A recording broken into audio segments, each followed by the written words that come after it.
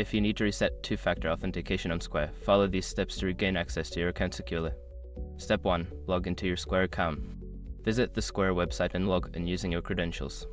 If you are unable to access your account due to two-factor authentication, look for the option to receive a recovery code.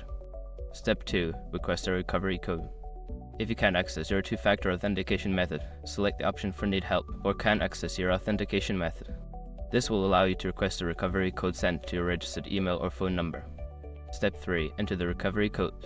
Check your email or SMS for the recovery code. Once you receive it, enter the code in the provided field on the Square login page to verify your identity. Step 4. Access security settings. After successfully logging in, navigate to your account settings. Look for the Security or Two-Factor Authentication section to manage your authentication methods. Step 5. Reset two-factor authentication. In the security settings, you will find an option to reset or change your two-factor authentication method.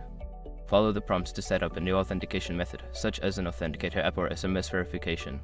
By following these steps, you can successfully reset your two-factor authentication on Square and ensure your account remains secure.